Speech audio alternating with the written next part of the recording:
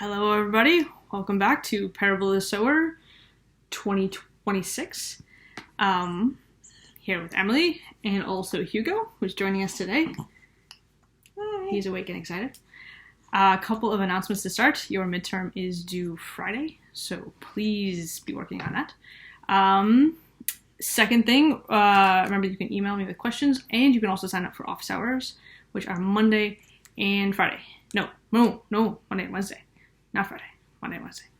The final announcement is that if you haven't yet bought Memory of Water, please hold off on buying that. I've gotten a lot of feedback across a lot of groups that the level of topical apocalypse in our reading list is not good right now. So I am currently working on compiling a new list for the remainder of the semester following Parable of the Sower that is not all bleak and horrible and reminding you of things that are happening right now. But will not cost them more money. It will not cost you more money. Yeah, everything will be online, so you don't have to worry about buying more books. I am sorry if you've already purchased Memory of Water. It is a good book. You should read it.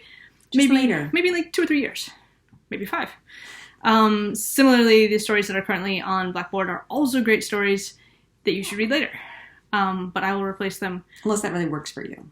Yeah, if it helps you process things, then like go for it. But if not, there will be stories that are less traumatic soon. As soon as I find them. They exist. We're gonna find them. So don't buy Memory of Water. That was my thing. So that's it for announcements. Yeah. It's time for 30-second recap. Are you gonna do one today? No. Okay. Just me. I mean, I'll do one, just not this one. Okay. Next time? Yeah, next time. Okay. On your mark. No, wait, I'm not ready. Okay. I mean, I can do it. I've just gone blank on everything that happens. I'll just do it. Okay. Okay. Ready? All right. Set. Go. We open on 2023, and Keith is doing shady shit. And he has a lot of money. He's giving it all to Corey, and he's being weird toward his older brothers and sisters. And then he gets killed, and it's super gross. And then her dad goes missing, and we think he's dead. We're really sure he's dead. And everyone has to try to fill his roles, and Corey takes his job. But they don't tell anyone because it's remote teaching, so who cares? I could be teaching the class. And she also has this weird thing with Curtis, and we don't really know why they're even together because we're going to talk about that later. And everything's deteriorating slowly, bit by bit, and we have a feeling something bad might happen, but we're not really sure. Stop. Nice. That was good. Thanks. Better than I was going to do. All right. 30-second recap. East it. So, you win. What is your Haruta question today? So this comes back to Curtis. So confession, I've read this book before, but I don't retain books for more than 6 months, so it's like a fresh start. But I don't remember having so little patience for Lauren the first time around. I thought the first time I was more like, yeah, Lauren, cool, protagonist. And this time I'm like, why, Curtis? Why? Okay. I think maybe I've been aged. So your question is why Curtis? My question is why Curtis? So I was thinking through why Curtis. So the question for like why is that a legitimate question, right? Is that she spends a lot of time rubbishing Curtis. She spends a lot of time being like, I don't want to marry Curtis. Not going to marry Curtis. Not marrying Curtis. She has like a talk to him. She's like, oh yeah, I'll totally marry you. But like she's lying. She says she's lying. Like just let this poor kid go. Or maybe take him at his word and he's ready to go like run north with you. But no, because you don't think he's good enough for you, which is fine. Like you don't have to. You can make. But then other why choices. are you with him? But then why are you with him? And the only answer I could come with is that I think she likes the sex. Because she talked about that. She does talk about that. Vaguely, but quite a lot. I had no other explanation for Curtis. I guess maybe like he's kind of like affronts people don't ask questions and don't like if she's looking like she's conforming with her neighborhood's expectations. So he's a beard. He's her He's her Earthseed beard. He's her Earthseed beard, so that way they like won't think too hard about what she's up to. Because like there's lovely Curtis, that'll probably happen. But it just seemed like a lot of effort for some. I also had a hard time thinking about like the pressure that was being put on her by a community of literally 11 families. And I mean, I guess it is her entire world, like small communities. And each of these has like 15 people in their family. Yeah, so it's actually a decent number of people. But I was just like, yeah. So that was my question: was why Curtis? Yeah, I mean, my answer is lack of options. Like, there's and she needs to get what's how many suitable people of her general age group are there that she's not already related to? Yeah, and I mean, we found that first cousins is okay, but like her siblings are off limits, so that brings her down to 10 households. Yeah. So I guess if she wants to hook up with anybody, Curtis, he seems like a good guy, and like he's not like a sociopath like Keith. So yeah. And there aren't really a lot of people in her age range. Yeah. There's the the one with Joanne Mm-hmm. and Harry. Yeah. And I'm actually, maybe there isn't anyone else. Yeah, I'm not sure. People she gets baptized with, I don't know. They're kind of the same general age. That might be Harry and Curtis. Yeah, I don't know. Yeah, so I just lack of options and wants just sex. Yeah. Or companionship. Like lack yeah, of like options. he's like really, a friend, and he could just be a touching friend. Yeah. Okay. And that could work. But yeah, I just feel like she's leading him on. I feel like that's not. I mean, she was planning to leave without telling him. And yeah. he's a little bit, like, understandably kind of pissed off about that. That maybe that's not the way to have a relationship. Yeah. Like, not... have a plan to... Well, it also seems like she... When they were having that conversation, I was kind of on Team Curtis. Like, maybe you could give him a shot. Like, he's, like... I don't know. I understand her desire to be independent and to be like, I'm getting out of here and leaving you all behind. But does she really have to leave, like, everyone behind? Like, is he actually going to hold her back? I mean, I don't know. She sort of talks about how Tracy's the one who's left, right? And she assumes that she's dead. Yeah. Because she assumes that, like, any young woman is going to be, yeah, you know, not, and that's why she's going to go out, like, pose as a man. So maybe that's related. Maybe she doesn't want to go with Curtis and, like, have them be romantic if she's also planning on... She thinks that's riskier or something? And like... They could be, like, two bro friends. They could be bro friends, yeah. I just didn't understand. I know she felt like she hadn't, like, told him her special secret, and then that would ever change everything. But I just felt like we could move on. Like, we could do this. We could just do that, and then we could move on. And I guess maybe that would ruin the sex. But I don't know. She just seemed really dismissive of him. For someone who's been so much, like, in a way that was a little bit offensive to Curtis.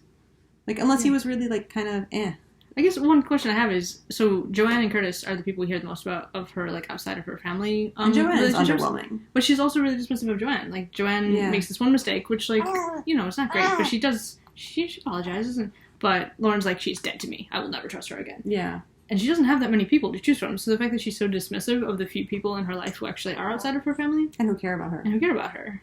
I mean, she's not actually great towards her brothers, either, like... She kind of, like, I mean, Keith we can all be dismissive of, because he seems like a bad seed. But, like, I don't know. They're, like, the others, like, she's kind of cool on Marcus, but it's always, like, in kind of a patronizing way. So who would you say that she's actually, like, close to? I mean, she reveres her dad, and everyone else is inferior to her. Like, yeah, but she reveres him in a, like worshipping way. Yeah, like a worshipping way. And everyone else, like, almost like she is his disciple, and then everyone else is just, like, flock. So do you think that she has, like, a close relationship with anybody? I don't get that impression. Like, I think she spends level kind of thing. She spends a lot of time on her religion. Yeah. And it's just weird to have someone who's such a loner in a community that's so intertwined. Yeah. I think she has, like, a lot of acquaintances. I just feel like she's keeping a lot of this in. Yeah. Partially because there's no description of it, and partially because I feel like if she had more feedback, maybe she would make different choices. Like, if she was open to feedback. It's possible. Like...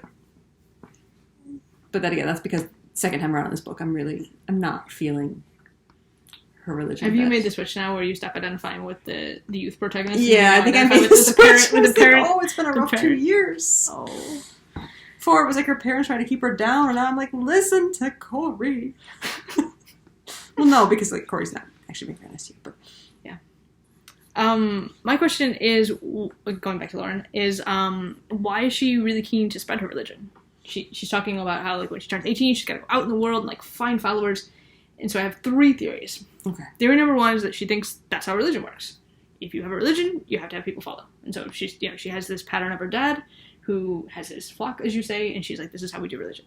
Theory number 2 is that it's central to Earthseed itself, because she wants it to, like, spread to the moon or to Mars or to space. And so she has to spread the seed of her religion. She's gonna need a crew. Yeah. She's going to need some more people. And then my third one, which is probably the most generous reading, is that she thinks it will be good for people. That for her, it's a comfort, and so she thinks that for others, it will also be a comfort. I mean, maybe.